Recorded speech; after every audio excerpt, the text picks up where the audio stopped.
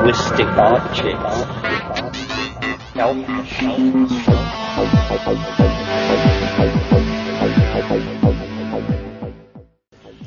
Greetings from Cyberdelic Space. This is Lorenzo, and I'm your host here in the Psychedelic Salon. Well, at least I'm getting this podcast out one day earlier than I did last week, and at this rate, I should be back up to my early in the week release schedule before much longer. It's really hard to believe that half of January is already gone this year. I guess that old saying is right, that time really flies when you're having a good time.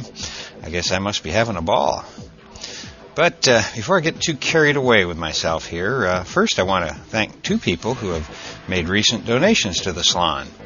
And they are Mona F., thank you Mona, and Victoria T., who has also made donations in the past. Thank you both for helping to keep these podcasts going. I deeply appreciate your support.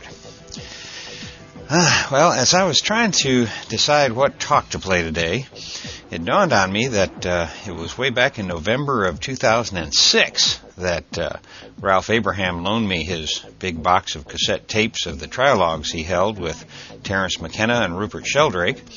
The plan at the time was to get them all digitized and online in podcast format as soon as possible. Well, Bruce Damer and I got the digitizing done in just a few days and nights, a few days and nights of work. But I guess I've fallen down on my end of the bargain to get them all in podcast format. Even though we've already listened to 29 of them here in the Psychedelic Salon, there are still about 15 left to go. So I've decided to play some more of the Trialogue series we were listening to a couple of podcasts back. Like the previous two Trialogue podcasts, this one was recorded with only the recording engineer present, whose name I believe was Paul. And the date of this recording is September of 1991, and it may have been made partially for them to use while writing their 1992 book, Trialogues at the Edge of the West. Now, this particular Trialogue may be out there on the net somewhere, but it's the first time I've heard it myself, and I found it to be one of the most intimate and fascinating of them all so far. The topic Terence and his friends discuss in this session is cannabis, and my guess is that you're going to find this Trialogue both interesting and fun.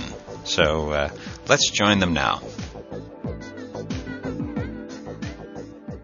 Well, our subject this afternoon is cannabis, a subject which is of interest to large numbers of people, though it's rarely discussed, and in fact seems to have attained the status of somewhat of a taboo in polite society.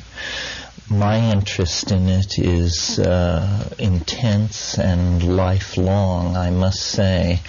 I remember when I first encountered it, within a few minutes of my first exposure to it, I realized that I was going to be able to self-medicate myself to normalcy. I was, as an adolescent, what's called a nervous child, and sort of had a personal style that was very hard driving and, I'm told, fairly abrasive. And it really came with the force of a revelation that the mere smoking of a small amount of vegetable material could completely invert the structures of my personality and socialize me, as it were, into a reasonably functioning member of the community in which I found myself. I first encountered cannabis in Berkeley in this Easter vacation of 1965, and it took a couple or three exposures to it before I really sorted out what it was doing for me. And I brought to it all the programming that my middle-class straight parents had given me concerning the subject, that this was the weed of death, that the road to hell was paved with this particular substance. But I also had been exposed to some of the literature of the Beat generation, the writings of Allen Ginsberg, Jack Kerouac, and some of those people. And within just a few months, I had integrated it into my lifestyle as really the central practice of my life. And it has remained so up until just 2 or 3 months ago, when, under the pressure of my apparently dissolving marriage, I stopped smoking in order to see, really, what sort of effect it would have. I was in the sort of absurd position of being in psychotherapy with a woman who I respected very much and who seemed to be a very skilled psychotherapist, except that she had no sophistication whatsoever about cannabis. And the therapeutic process kept looping back to the issue of my cannabis ingestion. And she would ask me, well, now, how many times a day do you do this? I would say 10 to 14. And she would say, and how many years have you been doing this? Well, 25, 26, 27. And finally I saw that it was impeding the therapeutic process, not in its physical effects, but in its effects on her attitude toward me. So I determined simply to stop in order to remove this issue from the menu of issues that we were dealing with in this therapeutic process. And I'm happy to report that though I was at that time the heaviest and most continuous cannabis user I have ever known or heard of, it was no big deal. I simply stopped smoking it and took up reading in the evenings, and it seemed to have no impact on my psychological organization at all, except that, I must say, my dream life became considerably more interesting in the wake of that decision. And over the years in my traveling, when there have been times when for just a few days my access to cannabis was interrupted, I noticed this same phenomenon, that in the absence of cannabis the dream life seems to become much richer. This causes me to sort of form a theory, just for my own edification, that cannabis must in some sense thin the boundary between the conscious and unconscious mind. And I sort of imagine the unconscious as a system under hydraulic pressure. And if you smoke cannabis, the energy which would normally be channeled into dreams is instead manifest in the reveries of the cannabis intoxication. The reason that I've smoked it so assiduously over the years is very simply that it seems to dissolve a local and personalistic perspective. If I don't smoke cannabis, I worry about balancing my checkbook, the state of my immediate short-term career concerns. In other words, all the anxieties of the petty bourgeois pour in to claim my attention. If, on the other hand, I avail myself of cannabis, I'm able to rove and scan through a vast intellectual world that is composed of all the books I've ever read, all the people I've ever known, all the places I've ever been, in no particular order. I mean, what I really value about cannabis is the way in which it allows one to be taken by surprise by unexpected ideas. In the absence of cannabis, my creativity is a kind of brick by brick, linear extrapolation of certain concerns based on what I've just read or heard in conversation. If, on the other hand, I smoke cannabis, I can go in one moment from thinking about Goethe's color theory to, in the next moment, puzzling over a particular instance in Mayan historiography, or, the examples are endless. And I think that my experience is generalizable, specifically by looking at, for instance, the architectural and art historical motifs of areas of the world where cannabis has been institutionalized for thousands of years. What we call Oriental extravagance is in fact the patina of design motifs and literary conventions that have been laid over ordinary experience in places like Bengal, the Punjab, and across the Middle East. Islam is a civilization, to my mind, largely, though perhaps unconsciously, under the influence of the visions and the attitudes imparted by hashish. When I attempt to analyze, in the broadest sense, what the influence that cannabis has on myself and on large groups of people who use it, it is that it seems to exert a kind of feminizing influence. It's a boundary-dissolving drug, but a very gentle boundary-dissolving drug. It doesn't dissolve boundaries in the spectacular way that the mega hallucinogens do. Of all the drugs that have been used by mankind over the centuries, I would venture to argue that cannabis is the most benign. Certainly, more money has been spent trying to find something wrong with cannabis than has ever been spent on any other drug, and the findings are woeful.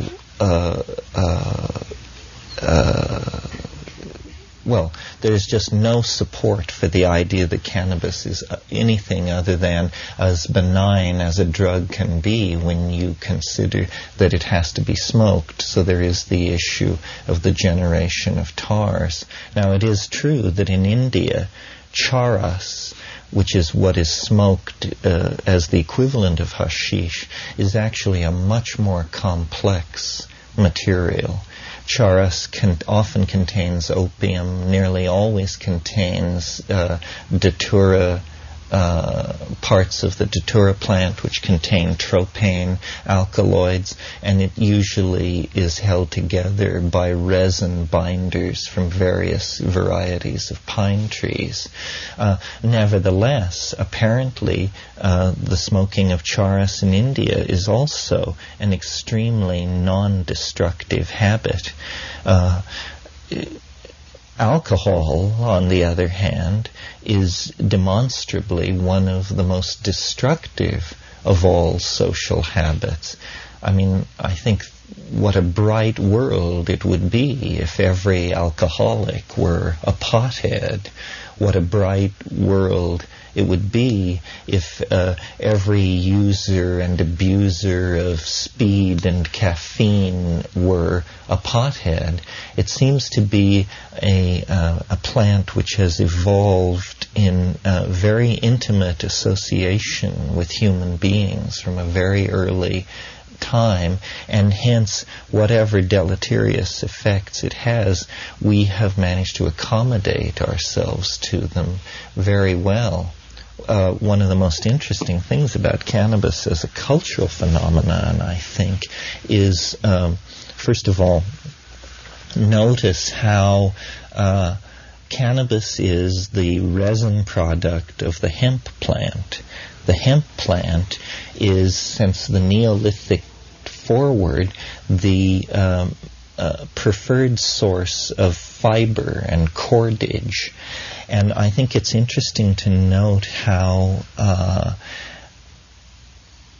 the language of story and the technical language of weaving are very, very similar. In other words, we untangle a narrative. We weave a story. Lies are made of whole cloth.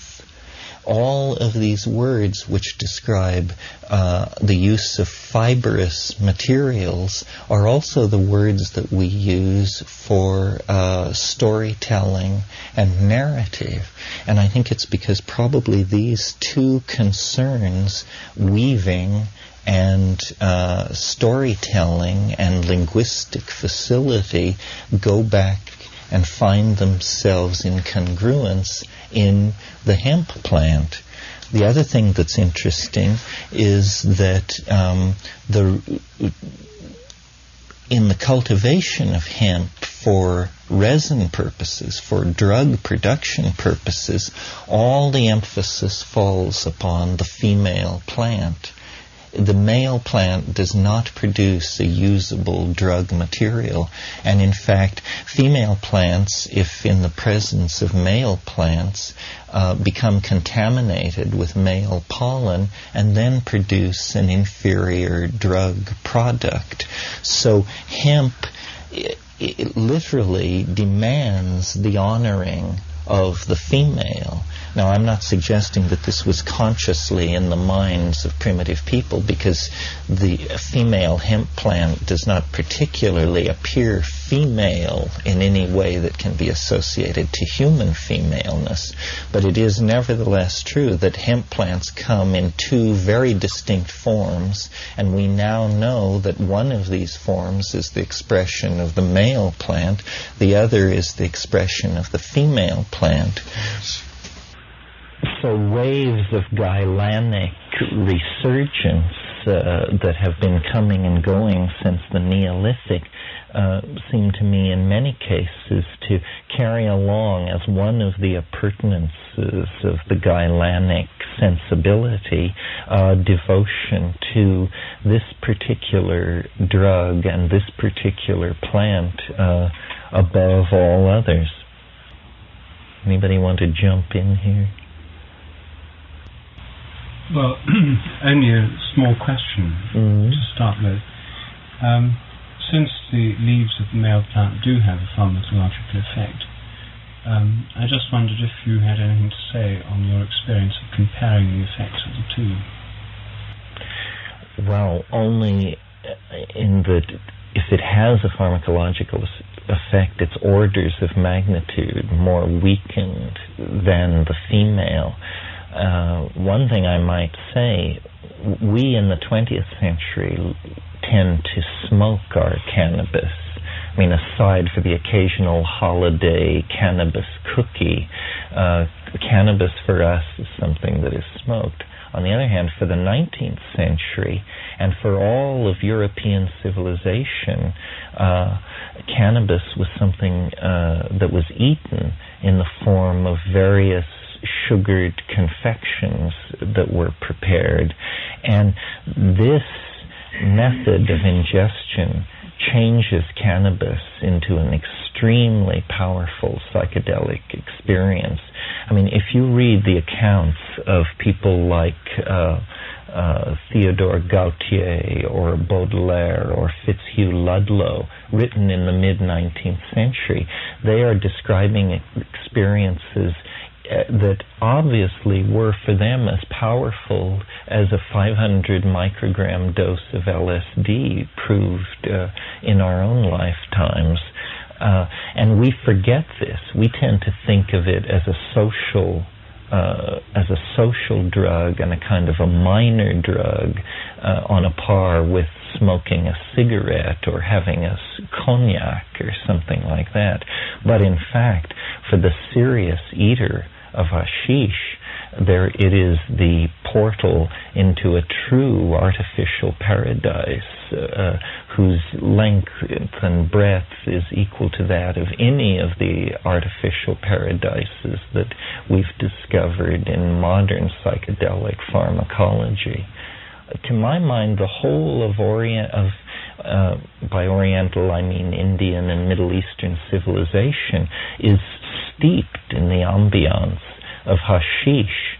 I mean, the Mosque of Omar, for example, is a beautiful example of the aesthetic of hashish at work, or Jama Masjid in Delhi, or the interiors of the mosques of Isfahan.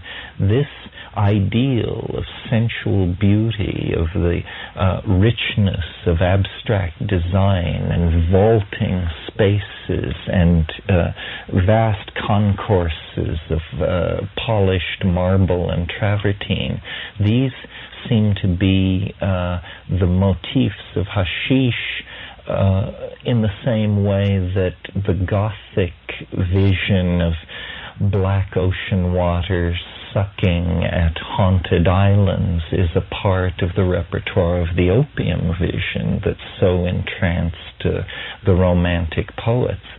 Hashish, cannabis, has an ambiance of its own. It has a morphogenetic field, and if you enter into that morphogenetic field, you enter into an androgynous, softened, abstract, colorful, and extraordinarily beautiful world.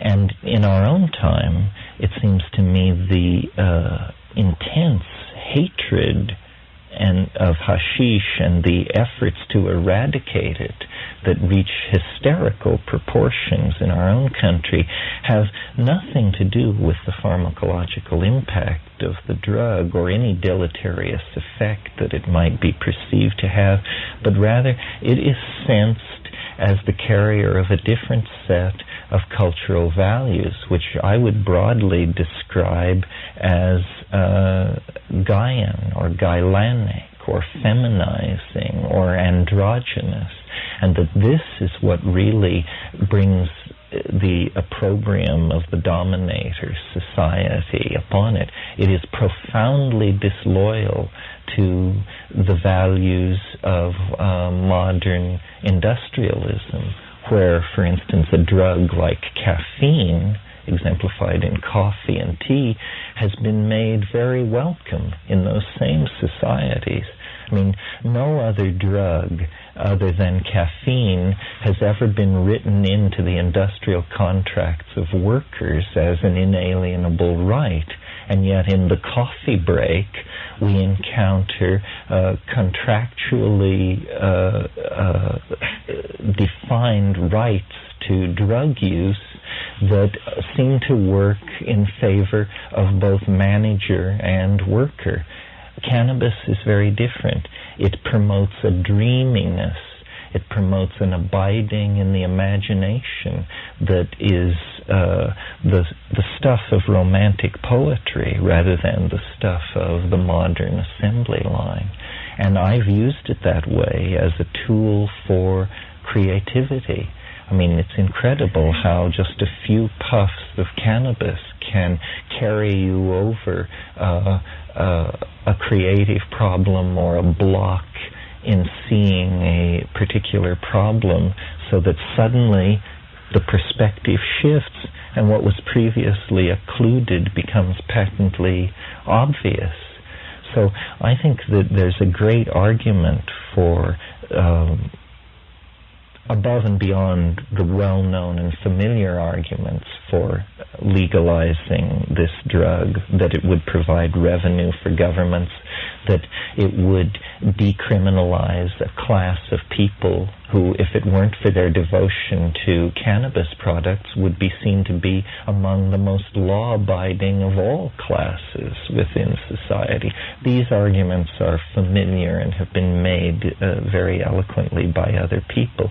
But behind that, there's a deeper issue, which is the zeitgeist, if you will, of cannabis, which carries a certain implied danger to establishment values, which put such a premium on clear-eyed hard work and Presbyterian rectitude.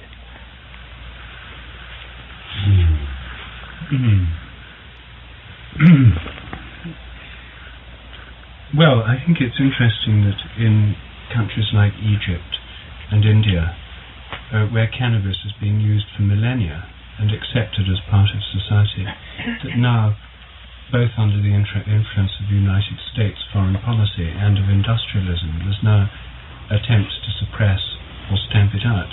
Countries like Malaya, where it's been accepted as part of Kampong life for many, many generations, now there are strict laws, draconian attempts to stop people smoking it. And death penalty. Even death penalties.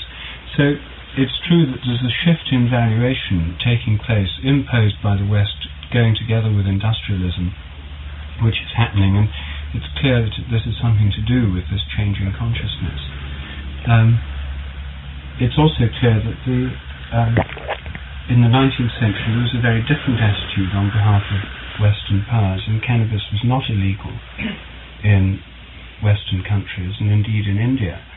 The British government in India operated a cannabis monopoly. The cannabis trade was the monopoly of the government, and this continued in parts of India, like Uttar Pradesh and in Pakistan, until quite recently. Maybe it still goes on. But when I was last in Lahore, in the bazaar there's a little shop, which says over the door, Government Opium Shop, and this shop deals in cannabis and opium, and is still, or was still, part of the government monopoly. So different attitudes have prevailed at different times, but it's clear that the modern industrial consciousness is alien to cannabis, and I suppose it's clear that the growth of what you'd call Gaian consciousness from the 1960s onwards is closely linked to it. Most people I know who smoke it have started in the 1960s or subsequently. I know very few who were familiar with its use before then. There must always have been some, but it was presumably the explosion of consciousness in the 1960s was closely associated with the explosion of cannabis and other psychedelic substances. Well, given all these facts, and given the strong case you make for its benevolent effects, what I'm interested in is why Ralph, who was also present on the scene in the 1960s, is no enemy of the effect of psychedelics, has spent so many years as a total abstainer. Well, I'm afraid I'm going to have to disappoint you because I have an extremely positive attitude toward cannabis. I personally made the acquaintance in 1966, so a year after Terence, around my 30th birthday, and I discovered immediately on first smoking, more or less, some of these beneficial effects, even though I had no culture around me, mythological interpretation and tradition of cannabis appreciation. Nevertheless, I saw at once these functions of the deconstruction of character armor and rigid mental structures opening up for free roving enormous terrains of intellectual territories, synthetic effect, a resonance between previously isolated rooms in the mental mansion. And in 1968, there came into my possession by some miracle a large amount of synthetic THC in caps, which I circulated among friends, many of whom were mathematicians. And this oral ingestion does produce, I guess, what a smoker of cannabis would call an overdose, basically, and a very, well, benign psychedelic experience. Then, after moving to Santa Cruz in 1968, where the hip subculture was thriving, all events were accompanied by smoking joints. And my main impression of it is what Terence described on the relationship of hemp and stories. I've learned this word diaphanous from you, Terence, thinking of triaphanous, the triaphanous web that we weave in our meetings, this kind of strong coupling, enhanced resonance was, in my experience, characteristic of the cannabis experience. So we started with the chant Om Namo Shivaya, and in India, the smoking of charas is a most commonly it's a form of puja for Shiva. Daniel Lu has emphasized the history of the Shaivite religion as preceding the arrival of the Indo-Europeans, the Aryans, into India. It's associated with the Dravidians now living in the south of India. And he identifies also this Shaivite religion, prehistoric religion, with Orphism in Greece. Shiva, Orpheus, this is the same. So the association of cannabis and Gylany, I think, is a very reasonable conjecture on prehistory, that cannabis was an important crop in Minoan-Crete, was an important ingredient in the Dionysian revels before alcohol took over. It was the maybe the secret and most important ingredient in the maintenance of the Gylanic partnership societies of the prehistoric past. Therefore, the fact that its arrival into mass use, breaking into mass use through college campuses in the 1960s, did give birth to the hip subculture, gave rebirth to the Gylanic resurgence wave, yet another Gylanic resurgence wave in the 60s. So this is a pretty powerful benefit for the argument in favor of the free availability of cannabis in a society. It has beneficial effects, which are not only a little bit beneficial, as, for example, creativity, enhanced health, or something like that. It aids the diaphanous web, the communication, the empathy, the appreciation for another view, the possibility of resonance between one's ideas and other ideas, opening up creativity on the scale of cultural evolution in personal relationship, the way in which sexual experience is enhanced, for example, the aphrodisiac effect of cannabis in the right dose is just one example of its overall synthetic role. It is medicine for cultural evolution, and that's my experience. But if you want to know why I stopped, I think, during the time that I did make friends with cannabis, I was also doing LSD a lot.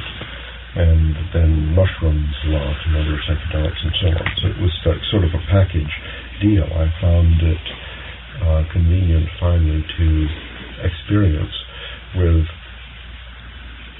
the other side, an alternate behavior in which there would be a focusing on a tiny point of consciousness to a kind of focus and concentration maintained over a long period of time, which brought its own benefit, another kind of benefit.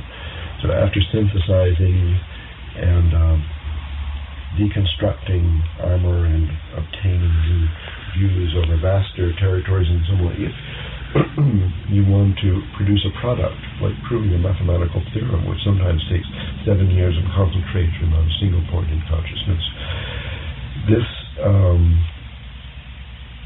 kind of activity for me seemed to be enhanced by abstinence from everything, from newspapers, from other people's stories, from dinner party talk and so on, and from large parts of my own consciousness, just focusing on a point. I found, experimenting with every different variation of behavior, that in order to accomplish my goals, say around 1980 when I quit all psychedelics for a while, trying all these experiments and varying the parameters, I found that the least of everything, indulging in a process in India they call syncretizing, giving up everything and then bragging about that, this brought about more and more increase of the performance for myself that I was seeking at that time. And this is like an elite athlete searching for ultimate performance, of trying to break some kind of world record for focusing on a point. It seemed to me that what I was doing was difficult and required rigid discipline. I invoked these ideas of yogic discipline that I had learned in India, and they're responsible for a certain kind of ultimate performance, as cannabis and other psychedelics enhance a completely different kind of ultimate performance. And I suppose this is, I guess you could say, another binary of focusing and defocusing mental states. In my current state, now more than 10 years old, I realize is approaching the breaking point, and soon it may be necessary for me to relax on a fairly massive scale in order to regain novelty in my approach.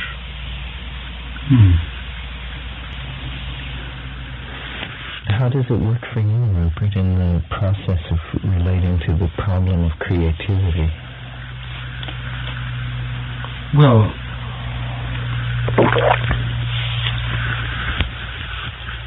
I think there are two things I'd say. One is that it seems to create a much greater ability to concentrate.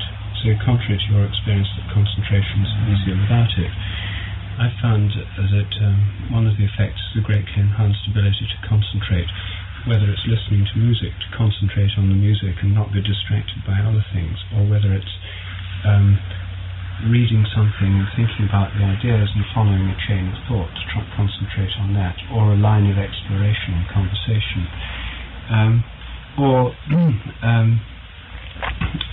in writing to concentrate on the flow of thought and onto the expression of the words and the way in which the language can express the idea, the tremendous concentration that's required in writing something, at least which I find is necessary for writing books. Or thinking out the structure of a chapter or of an argument. I find that it's a great aid to concentration, partly because, as Terence says, it makes it possible to enter a state where these become things of importance, and the everyday concerns about checkbooks, banks, mailing a letter, this kind of thing, become of secondary importance. So it may be partly by removing the niggling preoccupations of mundane existence that it becomes easier to concentrate. the second effect I found, which I have a great deal to thank the cannabis plant for, is that in relation to places, the spirit of places, the spirit of trees, the spirits of plants, and the spirits of sacred places too, temples, cathedrals and so on, that it gives an enormous enhancement of the sense of connection and relationship, which is otherwise normally filtered out by this chattering internal dialogue of a banal kind, which goes on much of the time. So that, I suppose, would fit with what Terence says about the dissolution of boundaries. There's a much greater sense of connectedness. But there are two other things that come in train with this. One, as Terence noted, a suppression of dreams. Whenever I'm not a constant smoker, of the kind that you were, Terence, more sort of occasional. But in periods when I don't smoke at all, then I notice a much greater intensity of dreams. I remember more dreams. They seem much more vivid. Periods when I'm smoking, I don't remember dreams at all, usually. So there is this curious suppression of dreams, and I don't really know what to make of that. There's also an effect which I think is a negative effect of cannabis, and which is one of the reasons why governments and industrial civilizations try to suppress it, which is that because it produces a kind of physical relaxation, which allows the mind to expand and journey and one's psyche to connect and so on. This, I think, the other side of that coin is that there's a kind of toning down and tuning down of the whole springs of action of the body. So one's perfectly content to sit around doing not very much. It doesn't produce a tremendous urge to go and empty the dustbin or do chores around the house and that kind of thing.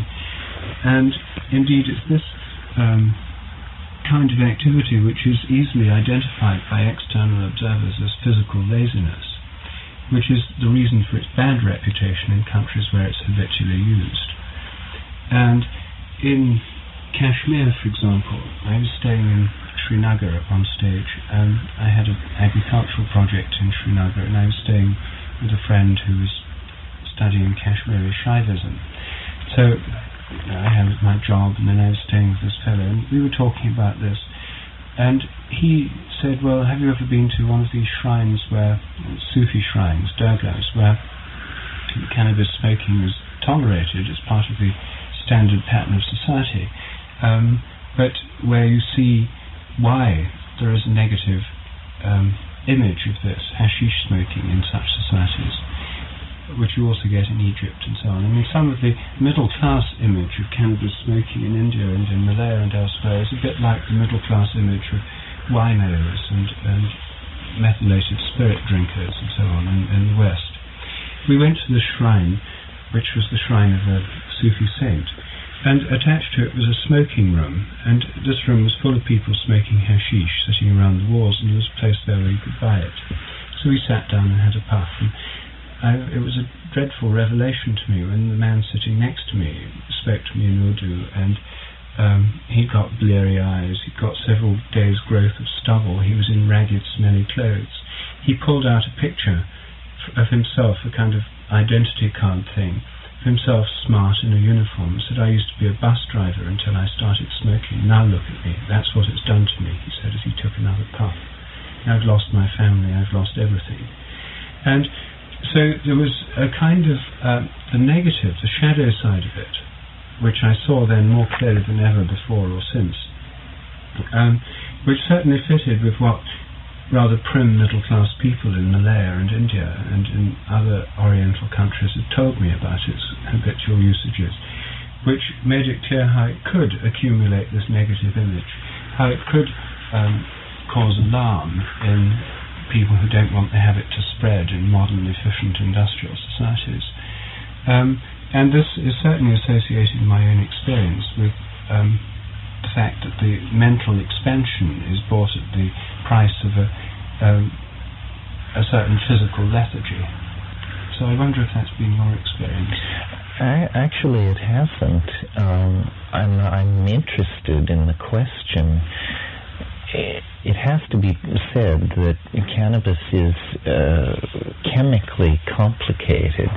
It's not simply one cannabinol. There are a number of these cannabinoids, and various strains have various ratios and proportions of these things. But, for instance, I find when I'm writing books that I can only write for about 3 hours, and then either the day is finished for work, or I smoke hashish, and 20 minutes later I'm ready to go 2 hours more at it.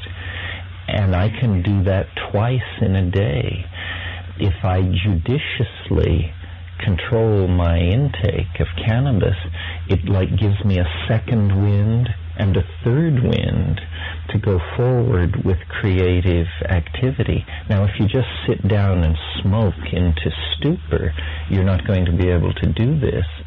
But if you just stop this now tiresome and boring activity and have a couple of puffs, and then you sit and you have a few interesting thoughts, and you feel completely revitalized and able to go back to it.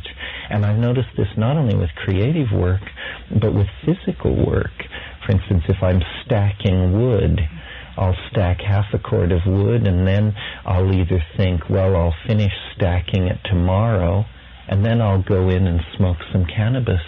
And a half hour later I'll say, well, why wait till tomorrow? I'll just go and finish it right now. I think you all know Paul Bowles' book, or the statement that a puff of keef makes a man strong as 20 camels in the courtyard. There's something to this. It's not simple. It can turn you into a stupor, sort of lazy, loutish person. On the other hand, it can allow you to do very hard work for very long periods of time. So you sort of have to manage it. And I think a lot of people don't learn to manage it. One of the things that's always put against marijuana is that it destroys short-term, or it destroys your memory.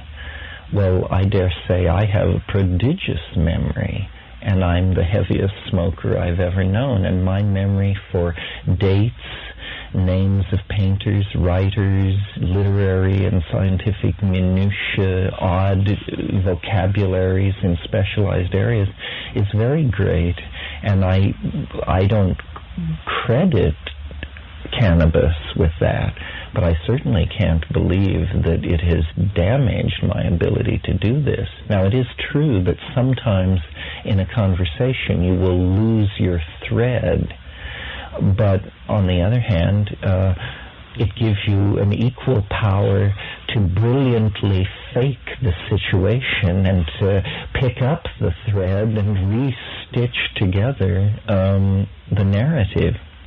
The other point I might make that we haven't mentioned yet, or 2 points actually, is that I think it gives an extraordinary verbal facility. And this is actually what won me to it in the first place. My reputation as a public speaker is based on my supposedly dazzling oratorical abilities, but I come out of a peer group, a karass in Berkeley, where everyone was able to do what I do. Everyone seemed to be able to hold forth for hours on the most arcane subjects. And in fact, when I got into cannabis, the style of doing it that I enjoyed most was I ran a kind of cannabis salon, as it were. And people came and they smoked and they talked and talked and talked. And this is all we did, was talk.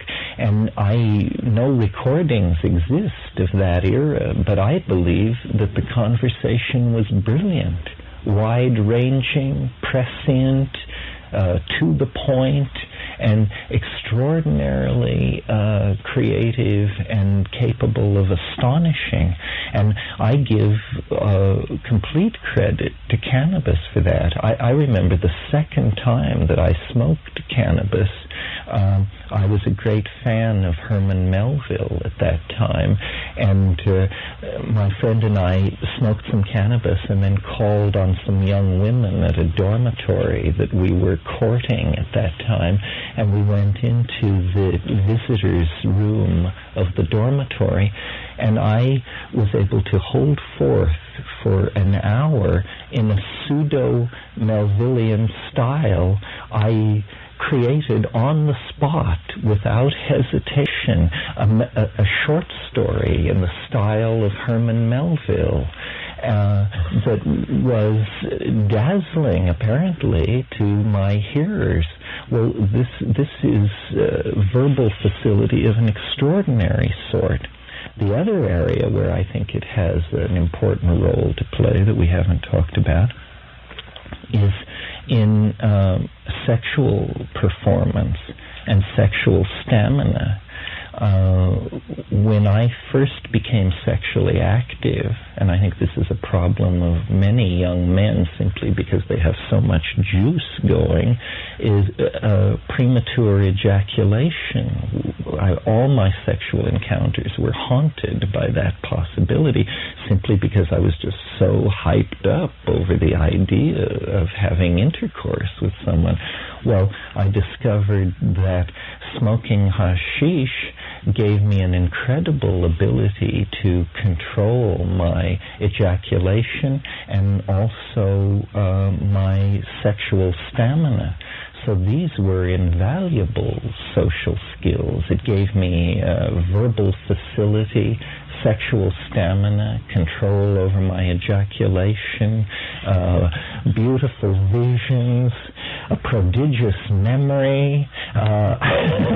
It did everything but suppress appetite, which it certainly did not do.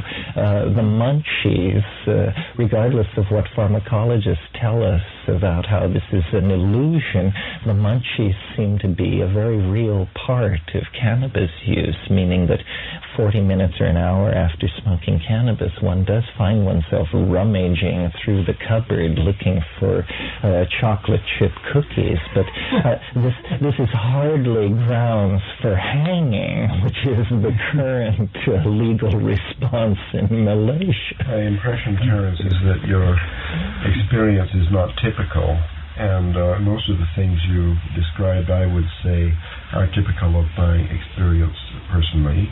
And mine. But in Santa Cruz, I remember after the 60s came and went, there was, this is a community that was very involved in the marijuana trade in the 70s, let's say.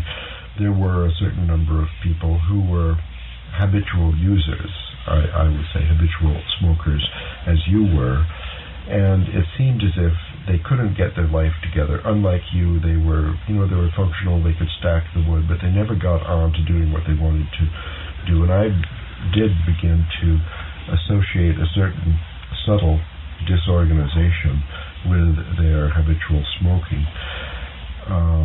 This is a different, a slightly more mild form of this negative effect that Rupert described in India, where people are truly addicted and in a subhuman state. That, I think, requires taking a really deep inhalations of cannabis with a chillum. But there are, let's say, for the sake of discussion, that there is a negative side beyond what you have experienced in case of heavy use. And even so, it's, I think, very modest compared to the negative side of heavy use of alcohol, and is very insignificant in comparison with the very positive effects of cannabis use in a society, which in the case of alcohol, I don't know of any. There might be, some people can tell amazing alcohol stories where they really have been able to work wonderful while intoxicated, but basically I think it's agreed that while relaxing in small doses and good for your health, it has a negative influence. It brings up the question, then, I know you both thought about this. How is it that cannabis, in spite of these beneficial effects, its benignness and so on, is so strongly regulated and forbidden all over the planet now? One idea I know from previous, that since cannabis is the orphic drug, it's associated with the goddess, and then in the patriarchal takeover, of course, it was one of the things that was knocked from the pedestal along with chaos and the goddess. But even now, in this modern society where we have no recourse to these old myths and people are not really afraid of the goddess re-emerging, there's this incredibly expensive drug war going on. People are not speaking of cannabis now, I think, because the atmosphere for it is much more hostile today than even 10 years ago. 10 years ago, I used to speak about my experience with psychedelics in class. Now I wouldn't. It's better not to. Not because the police are going to come and carry me away, but the immediate reaction of these people I'm trying to communicate with is going to be very, very negative. More negative than if I was alcoholic and been put in jail for driving while intoxicated. So some kind of paranoia about whatever cannabis represents to people, the significance and the mythological, this paranoia is on the increase in this decade, and I wonder why you think that is. Well, first may I say that I think this paranoia is somewhat polarized in that there is a rising paranoia in the United States, which has partly been exported to countries like Malaysia. The paranoia about cannabis in Europe is definitely on the decline. Cannabis has been effectively decriminalized in Holland, in Switzerland, in Italy. Even in Britain, even in the Thatcher regime, there was an article recently in the newspapers saying that something like 90% of the people the police catch with small amounts of cannabis are now let off with a caution, not even fined. In Italy, the possession of small quantities of cannabis is not a criminal offence, and even somewhat slightly larger ones is treated on a par with parking offences. You get a ticket or something, minor fines. And the movement, even in Britain, which is probably the most closest to America in its in general attitudes in Europe, there's been a progressive attitude on the part of the police and even increasing numbers of legislators and judges towards decriminalizing the use of cannabis. De facto, in small quantities, this has actually happened. So rather than zero tolerance being the rule, there's in fact been an increasing tolerance in most European societies to the use of cannabis over the last decade. And full-scale legalization may not yet have come, but this has happened de facto in various parts of Europe. There are streets of Zurich, for example, where you can sit in the street at cafes and smoke openly. There are certain streets where it's tolerated, unwritten agreements. There are parts of Amsterdam where it's sold over the counter in cafes, even advertised, different brands of it. There are cards up with prices on public display.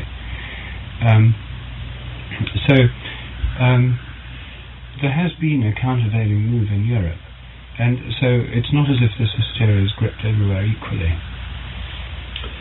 Then we'll be seeing increase of novelty and cultural evolution in Europe, outstripping developments in the United States, according to our to some benefits. It may in fact be happening. I mean, I certainly feel much more at the center of novelty when I'm in Germany, where, by the way, people smoke cannabis in restaurants and quite openly.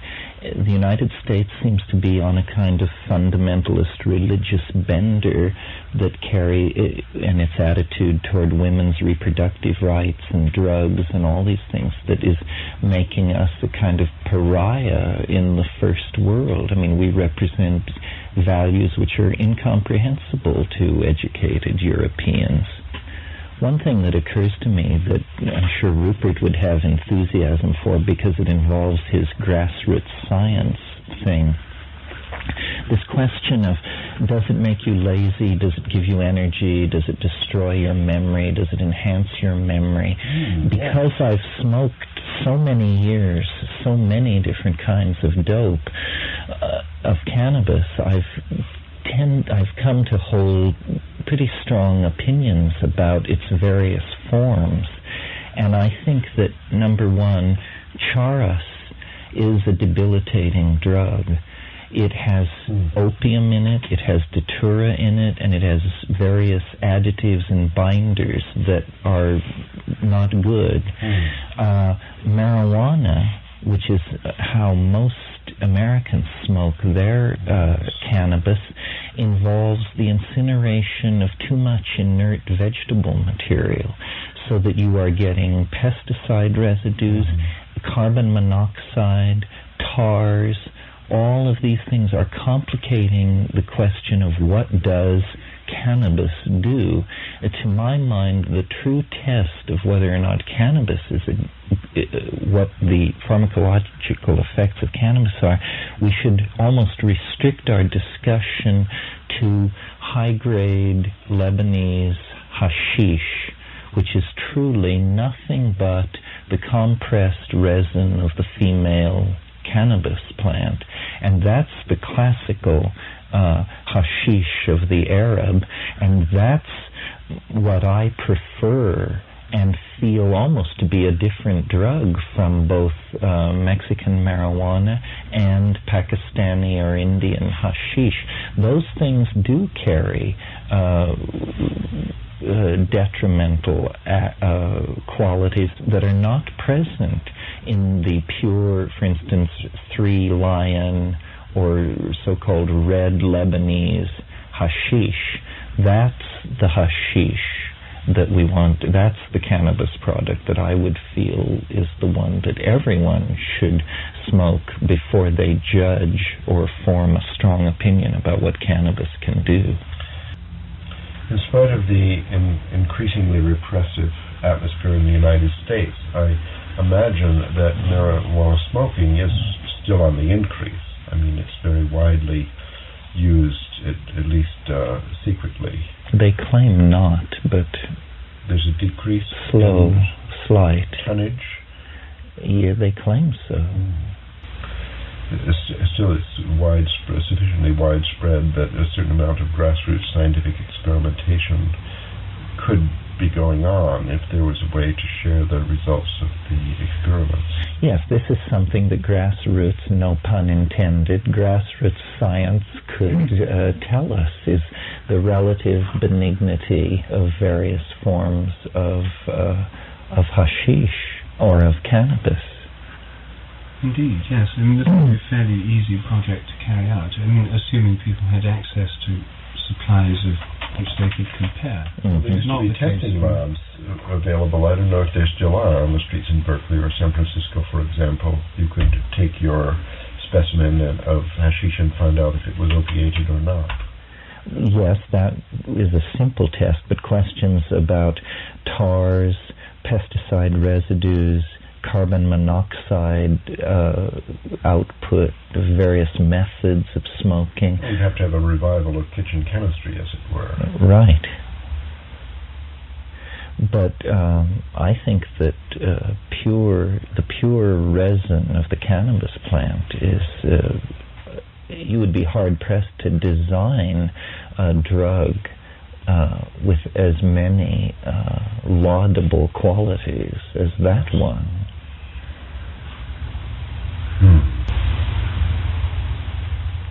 So then perhaps we should consider what would happen if the trend that's happening in Europe anyway continues, if cannabis is actually legalized, which is, as I say, it's already de facto legalized in parts of Germany, Switzerland, Italy, even to an extent in Britain. So what would happen? I mean, it's not a prospect I actually ever relished, because I then imagine, Philip Morris Yes. and Anglo-American Tobacco Corporation moving into this area. And, there's no doubt the restrictions on their commercials, but the idea that this could then be a mass-marketed product, large-scale international corporations would be in on it. BCCI. Well, there'd be the main high street banks and so on would then be financing these deals rather than they'd take over the role of BCCI quite legally. Yes. I'm not sure that I particularly relish that. And the other issue which we haven't talked about, which is no doubt of some concern to you, Terence, is at what age children might be permitted or encouraged to experiment with cannabis. And would we want this to be going on in the gazebo here at Esslin, in nursery schools, junior high school? If it's legalized and much more readily available, the same questions would arise as arise already, but more so because it would be more available. Well, I prefer decriminalization rather than legalization.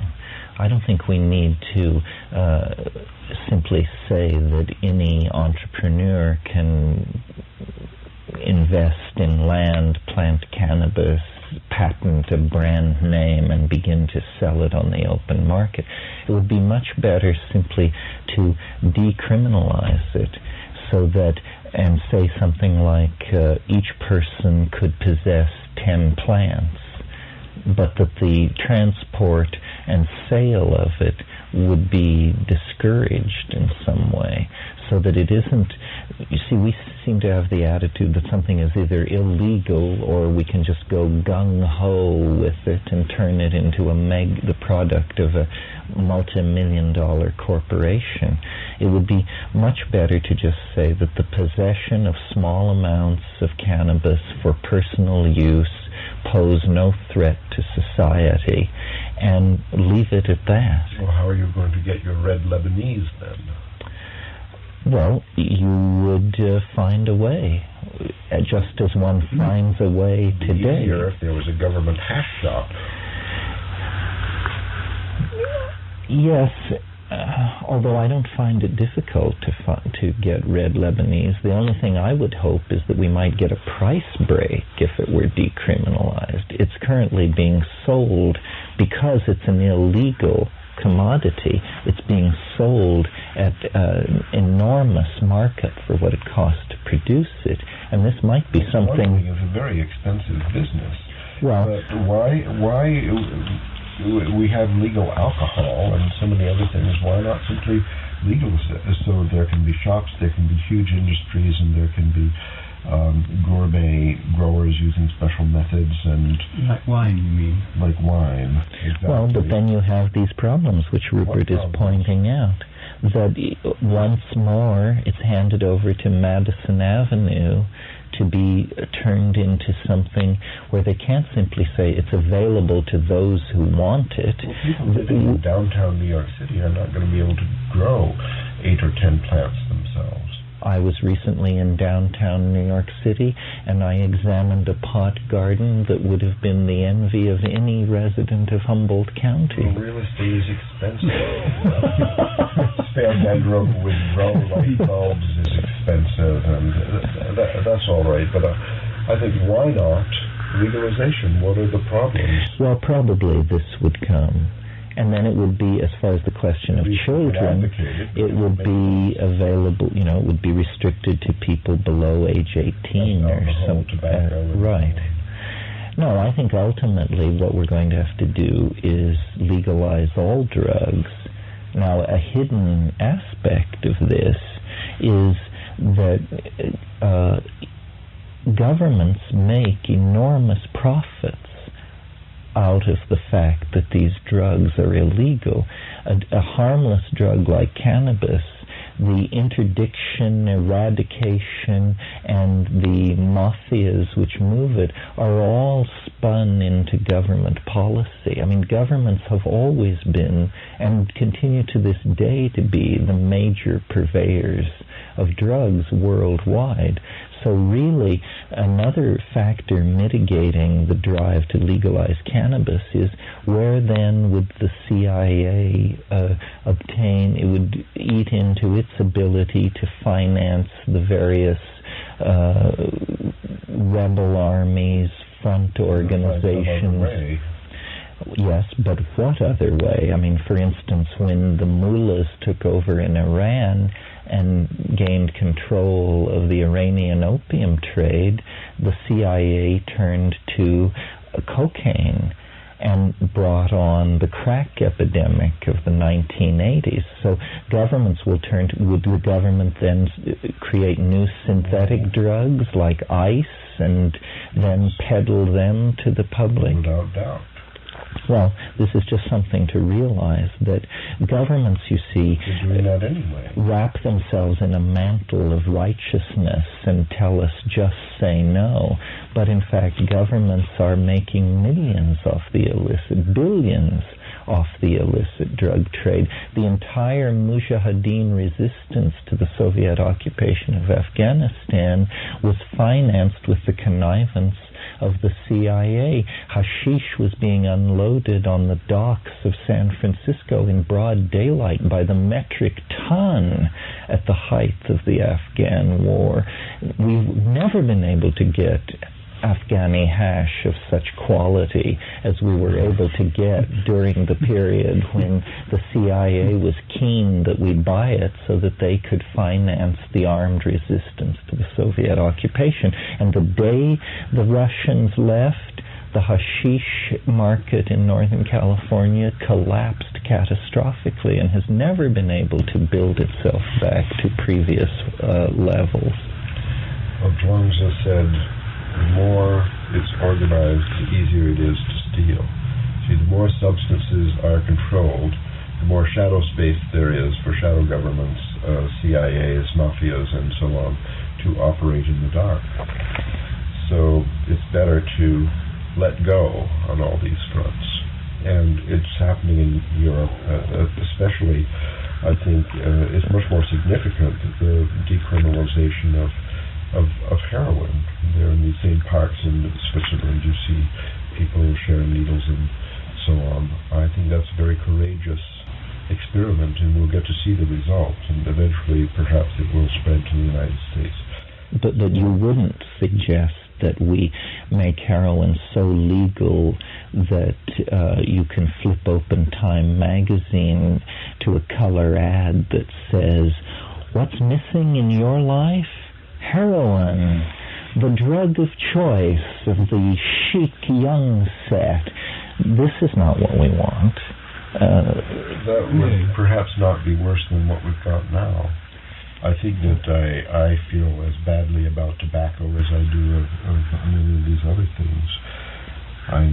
Personally, I had a very negative experience with free-base cocaine. I found this material to be very surprisingly addictive. You know, the tiniest experiment leaves you a total addict. So, in my personal view, this stuff is extremely evil. Nevertheless, I don't think that restricting it by law is an effective strategy to prevent people from getting addicted. I think that crack is similar. I'm not sure. It's extremely toxic material in society, but simply making it illegal just creates this huge shadow trade where it's out of control, and people have to experiment in order to find out what it is. Instead of the ad in Time magazine would without doubt say this material is harmful to your health. The Surgeon General has found that shooting heroin is harmful to your health. Liable to be very addicting after a single experience. And so on. The information would be circulated, the shadow would be eliminated, the secret would be eliminated. And I don't think that necessarily means that a lot more people would be addicted. I think probably fewer. Well, the drug issue brings up the question of whether societies should organize themselves along the assumption that citizens are adults or children. And if you view citizens as children, well, then you have to keep various things out of their hands. If you believe citizens are adults, then you have to believe that certain checks and balances will keep any negative practice from simply sweeping through society and destroying it. I believe that. I believe that if heroin were legalized, a very small number of people would destroy themselves with it, and that's their business, and society can absorb the cost of their slow suicide in the same way that we absorb the cost of the slow suicide that people undergo with tobacco and alcohol. See, here are some more questions for grassroots science. Yes, well, in this drug area, grassroots science could do amazing things. It's just that the questions are never asked by big science because it really doesn't want the answers to some of these questions. To my mind, the life, liberty, and pursuit of happiness clause of the United States Bill of Rights, if it means anything, it must mean the right to experiment with psychoactive drugs as you personally see fit. What does pursuit of happiness mean otherwise? Nevertheless, there are these enormous and growing problems of cocaine and heroin abuse. Are problems that no one seems to have an answer to, and which seems to be far worse than problems in the past. Well, I think it's a red herring. I think that if governments would stop dealing these drugs, these problems would disappear. I mean, the entire... The mafia and the General Noriegas and the Medellin cartels of this world, I think could carry on perfectly well without the help of the CIA. Yes. I think if the CIA told them that they would be highly at risk if they disobeyed orders and that a directive had just come down from the top that this was no longer going to be tolerated. I mean, much of the American cocaine comes in on Air Force planes. If you simply deny them the use of the American Air Force, it would pose a major problem to them in moving their... But not a suitable one. They've got other methods, boats, trucks across the Mexican border, all sorts of things. Well, you're not going to wipe it out, but you don't have to grease the slides for it. This is what the CIA is doing. But I think the experiments going on now with the decriminalization of heroin, which is similar to crack cocaine, I think, in its addictive power, they are very encouraging that method other than legal restriction could be successful in dealing with the crack problem. Well, for instance, take the tropanes. I mean, these are powerful, mind-altering drugs, cause visions, so forth and so on. The entire western United States is a range for the Jimson weed plant, and it poses no social problem whatsoever to anyone. And it's as powerful as any drug which exists. And it just is not a problem. So it's something about focus and glamorization of habits. There are a number of examples like this, opium poppies, for example. The garden here at Esalen has a wonderful stand of opium poppies. This is not doing anybody any harm, and I don't see people availing themselves of the raw opium which is being shed copiously just 3 steps off the path as you walk to the dining room. It's actually the legal restraint that raises the price that creates this economic attraction for the illegal substances. So the legal restraints actually create the opposite effect than they're designed for.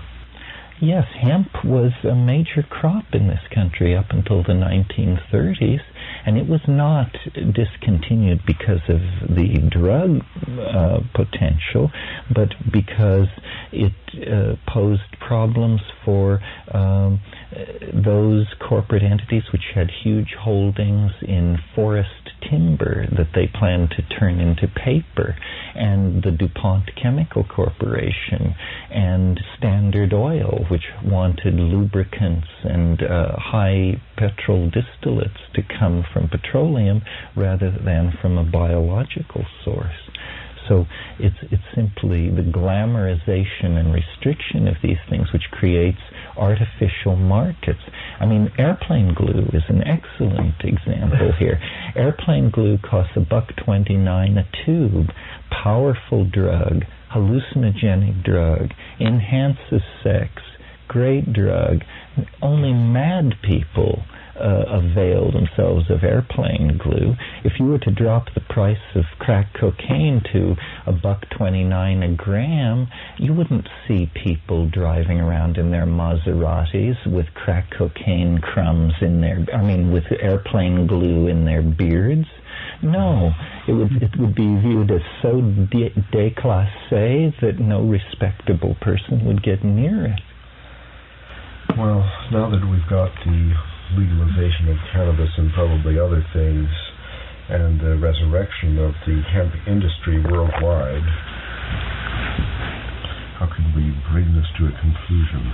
Well, I think you just did, Ralph.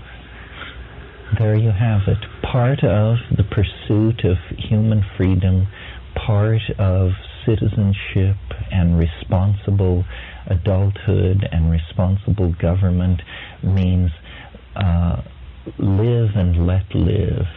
This is a philosophy of which we hear far too little. Somebody is always trying to mess with somebody else's life, their sex life, their drug habits, their political stances, so forth and so on. Long live Orphism. Hear, hear. Here.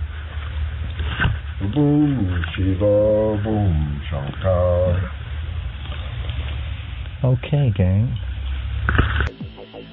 You're listening to the Psychedelic Salon, where people are changing their lives one thought at a time.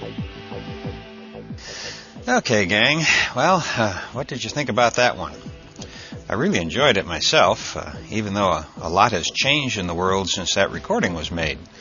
For one thing, there was only talk about smoking cannabis, most likely because in 1991, vaporizer technology was still a little primitive, at least when compared to the Volcano, which is about as fine a piece of kit, as my friends in the UK say, as fine a piece of kit as you can get. Another thing that came to mind when I was listening to this Trialogue just now was that you can now find a wide range of information about cannabis from places like ASA, Americans for Safe Access, which you can find at www.safeaccessnow, all one word, safeaccessnow.org. I've seen some of the pamphlets that they have written, like Cannabis and Cancer, Cannabis and Aging, etc., and I highly recommend them as sources of information that you can pass on to friends, relatives, and neighbors who are still ignorant about the vast amount of medical benefits available from the cannabis plant. In the talk we just now listened to, Terence mentions the brilliant cannabis-fueled salons that he participated in during his Berkeley years in the 60s. And that brought to mind some late-night conversations that I've had with friends over the years. Not that my friends and I were in the same intellectual league as our three merry trialoguers. We nonetheless made a point every now and then that sparked other thoughts and spurred us on to greater heights. And my guess is that you've been involved in similar groups, which finally leads me to the point I'd like to make, and that is that you might want to think about hosting and recording your own dialogues, trialogues, and other group conversations just to see where they lead. Who knows, maybe one of our fellow saloners will discover the next great bard among us.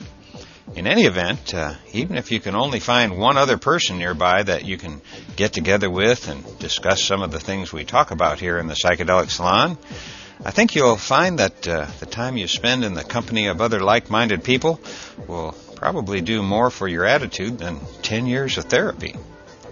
It's really amazing when you think about it, how little discussion there is about psychedelics in our everyday conversation. Once you've experienced these sacred medicines a few times, I think you'll agree that The experience is by far the most profound experience you can imagine, and yet we're afraid to discuss it in public. In fact, I was a little surprised just now when I heard Ralph say that 10 years earlier he felt more free to reveal his personal psychedelic history to his students than he did at the time of the recording. So if you do the math, it was easier to talk about drugs in 1981 than it is today, or at least in 1991. In other words, here in this great republic, this supposed bastion of free speech, even university professors have to be careful about what they're saying about psychedelic medicines.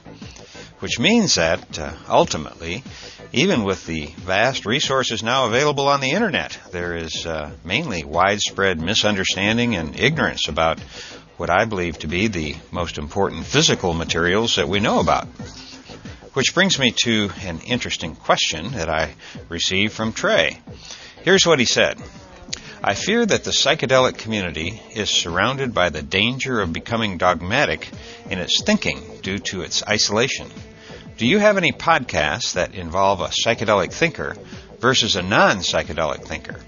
What I have in mind is the kind of debate that people such as Sam Harris or Richard Dawkins go through.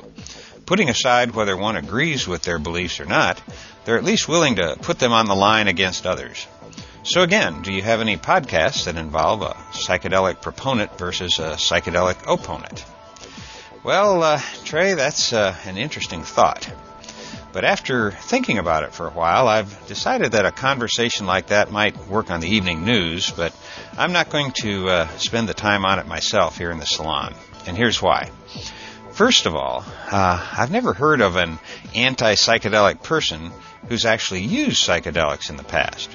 So any opinions that they might have would have to be without much value, since they would be basing their opinions on what others have told them, not on their own personal experience. The other thing that bothers me about the idea is that it reminds me too much of why I've quit watching the television news, and that is their constant, and I think phony, attempt to always present their view of a balanced picture. Yet one side may have 90% of the people in agreement, and by giving the other side equal time, the audience comes away thinking the world is equally divided on the topic, when that really isn't the case. Of course, this opens me up to people saying that I must be afraid of the outcome if such a debate were held. But that simply isn't the case. For my part, I just don't have any time to listen to the rantings of these religious people who think that anything that gives one pleasure is to be avoided. Hey, besides all of the great intellectual insights that can be gained from using these substances, they also provide a significant amount of pleasure. And we all know that the powers that be don't want the minions to receive too much pleasure, particularly if they aren't spending money and using oil in the process. So I'm a bit jaded about hosting a debate between a psychedelic intellectual and someone who is still groping in the dark. But I'll tell you what may be more interesting and actually spark a lively debate. And that is to raise the question as to whether psychedelics should be available for the masses, or if they should be held back for only the intellectual elite to use. Now, before you get too excited about such an exclusive way to treat these substances, I should remind you that no less a psychedelic and intellectual luminary than Aldous Huxley talked about restricting the use of psychoactive substances to select individuals. I'm not sure I agree with that, but I think the topic is something worth talking about. Now that I'm thinking about it, Trey, maybe what we should do is get several fully psychedelic people to take opposite sides on that question, the question of whether psychedelics should be restricted to highly trained individuals or if they should be made freely available to anyone who wants to try them. Maybe some of our fellow saloners will add to this discussion on our blog at psychedelicsalon.org or on our forum at thegrowreport.com. But thanks for raising the question, Trey, and I look forward to hearing any other thoughts some of our other saloners might have about this as well. And before I go, I want to mention that this and all of the podcasts from the Psychedelic Salon are protected under the Creative Commons Attribution Non-Commercial Share-alike 3.0 license, which basically means you can use the content of this podcast as you wish. And if you have any questions about that, you just click on the Creative Commons link at the bottom of the Psychedelic Salon webpage. And for now, this is Lorenzo signing off from Cyberdelic Space. Be well, my friends.